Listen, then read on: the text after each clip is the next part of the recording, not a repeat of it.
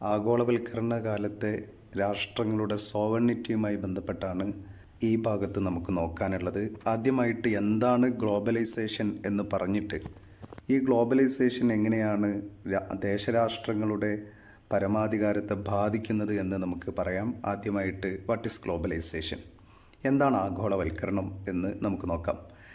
ആശയവിനിമയം, വിപണി, ഉദാരവൽക്കരണം, ചരക്കുകളുടെയും സേവനങ്ങളുടെയും ഉൽപ്പാദനത്തിൻ്റെയും ആഗോള സംയോജനം തുടങ്ങിയവയിൽ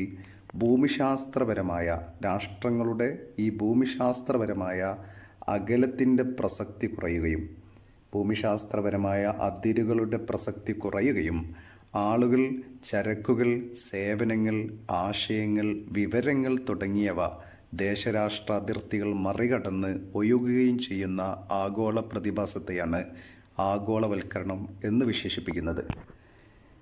ആശയങ്ങളും വിവരങ്ങളും സാംസ്കാരിക മൂല്യങ്ങളും രാജ്യങ്ങളുടെ അതിർത്തികൾക്കപ്പുറത്തേക്ക് പരിധികളില്ലാതെ മറികടക്കാൻ ആഗോളവൽക്കരണം കൊണ്ട് സാധിച്ചു. ഈ മാറ്റങ്ങൾ ലോകമെമ്പാടും പുതിയ രാഷ്ട്രീയ സാമൂഹ്യ ചലനാത്മകതയ്ക്ക് തുടക്കമിട്ടു.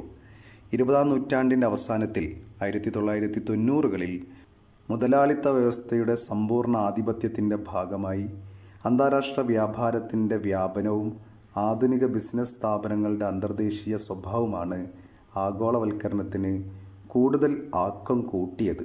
അതിനെ വേഗപ്പെടുത്തിയത് 20-ാം നൂറ്റാണ്ടിൻ്റെ അവസാനത്തിലുണ്ടായ മുതലാളിത്ത വ്യവസ്ഥയുടെ സമ്പൂർണ്ണ ആധിപത്യത്തിൻ്റെയും അന്താരാഷ്ട്ര വ്യാപാരത്തിൻ്റെ വ്യാപ്തിയും ആധുനിക ബിസിനസ് സ്ഥാപനങ്ങളുടെ അന്തർദേശീയ സ്വഭാവമായിരുന്നു ഈ ആഗോളവൽക്കരണത്തിനെ 20-ാം നൂറ്റാണ്ടിൻ്റെ അവസാനത്തിൽ കൂടുതൽ വ്യാപിപ്പിച്ചത്.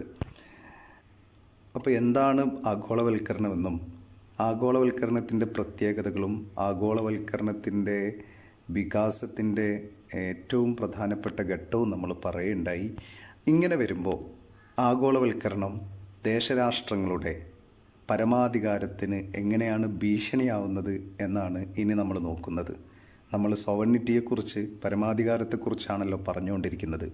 ഈ പരമാധികാരത്തെ ആഗോളവൽക്കരണം എന്ന ഈ പ്രതിഭാസം എങ്ങനെയാണ് ബാധിക്കുന്നത്? ദേശാതിർത്തികൾ മറികടന്നുകൊണ്ട് ഈ വിവരങ്ങളും സാങ്കേതിക വിദ്യകളും അറിവുകളും ആശയങ്ങളും ചരക്കുകളും സേവനങ്ങളുമൊക്കെ ഈ അതിർത്തികൾ മറികടന്നുകൊണ്ട് പ്രസരിക്കുമ്പോൾ എങ്ങനെയാണ് ദേശരാഷ്ട്രങ്ങളുടെ അതിർത്തിക്കുള്ളിലുള്ള ദേശരാഷ്ട്രങ്ങളുടെ സോവറിനിറ്റിയെ ബാധിക്കുന്നത് എന്നാണ് നമ്മൾ നോക്കുന്നത്. ഇത് വളരെ പ്രധാനപ്പെട്ട ഭാഗമാണ്. പരീക്ഷയ്ക്ക് പലപ്പോഴായിട്ട് ചോദ്യം വരുന്ന ഭാഗമാണ്.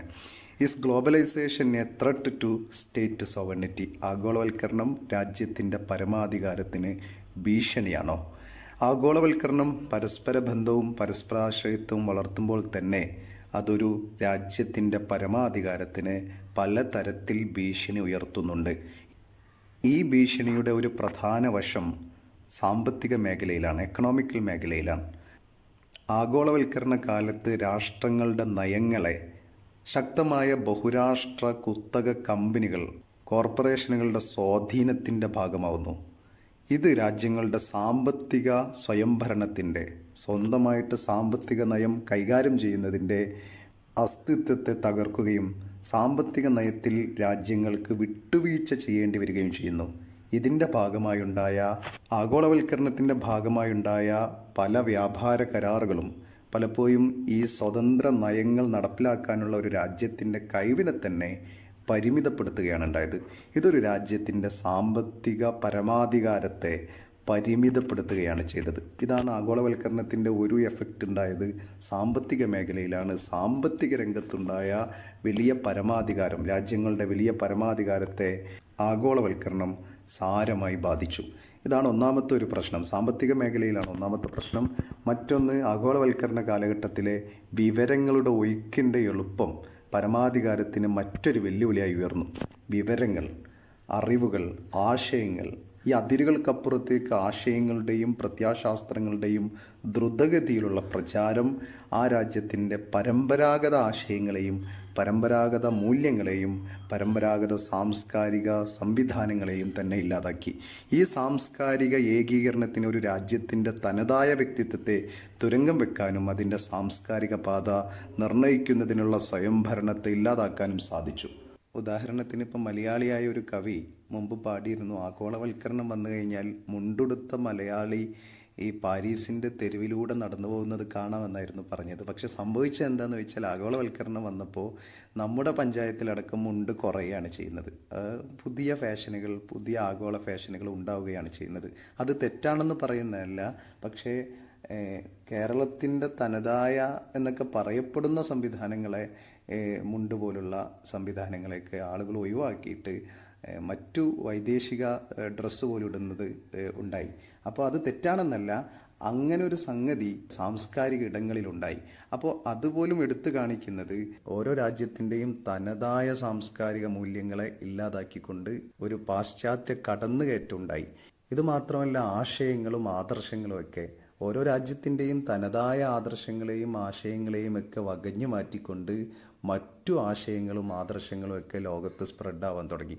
ഇതും ആഗോളവൽക്കരണത്തിൻ്റെ ഭാഗമായിട്ട് രാജ്യങ്ങളുടെ സ്വന്തമായ സാംസ്കാരിക ആദർശപരമായ കാര്യങ്ങളെ മറികടന്നുകൊണ്ട് വന്നു എന്നതും, അതുകൊണ്ട് തന്നെ രാജ്യത്തിൻ്റെ പരമമായ അധികാരത്തെ ഉയർത്തുന്നതിൽ ആ രാജ്യത്തിൻ്റെതായ മൂല്യങ്ങൾക്ക് ശോഷണം സംഭവിച്ചു എന്നാണ് ആഗോളവൽക്കരണം കൊണ്ടുണ്ടായ മറ്റൊരു കാര്യം.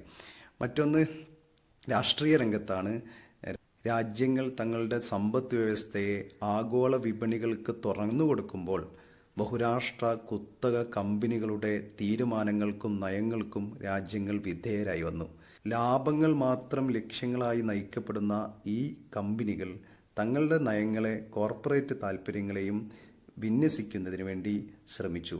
ഇതുകൊണ്ട് ഗവൺമെൻറ്റുകൾക്ക് മേൽ കാര്യമായ സമ്മർദ്ദം ഇതിലൂടെ ചെലുത്തുകയും ചെയ്തു. അതോടെ ഒരു രാജ്യത്തിൻ്റെ രാഷ്ട്രീയ നയങ്ങളെ, രാഷ്ട്രീയ നിലപാടുകളെ പൂർണ്ണമായും അഭിസംബോധന ചെയ്യാൻ ആ രാജ്യത്തിന് കഴിയാതെ വന്നു. ഇത് രാഷ്ട്രങ്ങളുടെ രാഷ്ട്രീയ സ്വാതന്ത്ര്യത്തെ തന്നെ വിട്ടുവീഴ്ച ചെയ്യിക്കുന്നതിലേക്ക് എത്തിച്ചു. ഇപ്പോൾ രാജ്യത്തിന് ഒരു ആഗോള തലത്തിൽ ഒരു രാഷ്ട്രീയ നിലപാടെടുക്കണമെങ്കിൽ പെട്ടെന്ന് അങ്ങോട്ട് എടുക്കാൻ കഴിയാത്തൊരവസ്ഥ വന്നു. ഈ ബഹുരാഷ്ട്ര കുത്തക കമ്പനികളുടെ ഇടപെടൽ കാരണം രാജ്യത്തിന് സ്വതന്ത്രമായി ഒരു രാഷ്ട്രീയ നിലപാടെടുക്കാൻ ആഗോളതലത്തിൽ കഴിയാതെ വന്നു. ഇതും ഒരു പരമാധികാരത്തിന് സംഭവിച്ച ഒരു പ്രശ്നമാണ്. ആഗോളവൽക്കരണത്തിൻ്റെ ഭാഗമായിട്ട് പരമാധികാരത്തിന് സംഭവിച്ച ഒരു ക്ഷതമാണ്. കൂടാതെ ആഗോളവൽക്കരണ കാലഘട്ടത്തിലെ ആഗോള സംഘടനകളുടെയും പ്രാദേശിക ബ്ലോക്കുകളുടെയും ഉയർച്ച പരമാധികാരത്തെ കൂടുതൽ വെല്ലുവിളിക്കുന്നു. വിവിധ കാര്യങ്ങളിൽ രാജ്യങ്ങൾ സഹകരിക്കുമ്പോൾ അവർ ഈ സംഘടനകൾക്ക് വിധേയരാകുന്നു. ഇത് ഏകപക്ഷീയമായ പ്രവർത്തിക്കാനുള്ള രാജ്യത്തിൻ്റെ, പരമാധികാരത്തിൽ പ്രവർത്തിക്കാനുള്ള രാജ്യത്തിൻ്റെ കഴിവിനെ തന്നെ ഇല്ലാതാക്കി. അപ്പോൾ ഏതെങ്കിലും ഒരു നിലപാടെടുക്കണമെങ്കിൽ അത് സാധിക്കാതെ വന്നു. കാരണം രാജ്യങ്ങൾ തന്നെ ഈ ആഗോള രംഗത്ത് ചില സംഘടനകളിലും ചില സംവിധാനങ്ങളിലും ഒക്കെ ചേർന്ന് പ്രവർത്തിക്കാൻ തുടങ്ങിയപ്പോൾ ഒറ്റയ്ക്ക് തീരുമാനമെടുക്കാൻ പറ്റില്ല. ഈ സംഘടനയുടെ തീരുമാനത്തെ കൂടി, ഇപ്പോൾ G5, G20 അങ്ങനെയൊക്കെ പറഞ്ഞിട്ട് ഓരോരോ സംവിധാനങ്ങളുണ്ടല്ലോ, അതിനോടൊപ്പം തന്നെ ഈ മൾട്ടിനാഷണൽ കമ്പനീസ് കൂടി, ഈ നോൺ സ്റ്റേറ്റ് ആക്ടേഴ്സായ ഈ കമ്പനികൾ കൂടി ഇടപെടുന്നതോടുകൂടി രാജ്യത്തിന് സ്വതന്ത്രമായിട്ടുള്ള നിലപാടെടുക്കാൻ കഴിയാതെ വരുന്നു. ഉപസംഹാരമായിട്ട് പറയുകയാണെങ്കിൽ, ആഗോളവൽക്കരണത്തിൻ്റെ ഭാഗമായി ആഗോള രംഗത്ത് ബഹുരാഷ്ട്ര കുത്തകകളുടെ സ്വാധീനം, ബഹുരാഷ്ട്ര സംഘടനകളുടെ ഉയർച്ച, അതിർത്തികൾ മറികടന്നുള്ള വിവരങ്ങളുടെ ഒഴുക്ക്, സാമ്പത്തിക അസമത്വങ്ങൾ എന്നിവയെല്ലാം സ്വതന്ത്രമായ രാഷ്ട്രീയ തീരുമാനങ്ങൾ എടുക്കാനുള്ള ഒരു രാജ്യത്തിൻ്റെ പരമാധികാര കഴിവിനെ ഇല്ലാതാക്കുന്നു. ആഗോള സഹകരണവും ദേശീയ പരമാധികാര സംരക്ഷണവും തമ്മിലുള്ള സന്തുലിതാവസ്ഥ കൈവരിക്കുക എന്നത് പരസ്പരബന്ധിതമായ ലോകത്ത് നയരൂപകർത്താക്കൾക്ക്, നയതന്ത്രജ്ഞർക്ക് ഒരു സങ്കീർണ വെല്ലുവിളിയായിട്ട് തുടർന്നുകൊണ്ടേയിരിക്കുന്നു. ഇതൊരു വലിയ പ്രശ്നമായിട്ട് തുടരുന്നു. ഒരേ സമയത്ത് ആഗോളവൽക്കരണത്തെ ഉയർത്തിപ്പിടിക്കുകയും അതേസമയത്ത് പരമാധികാരത്തെ സംരക്ഷിക്കുകയും ചെയ്യുക എന്നത് ഒരു വലിയ വെല്ലുവിളിയായിട്ട് തുടർന്നുകൊണ്ടേയിരിക്കുന്നു.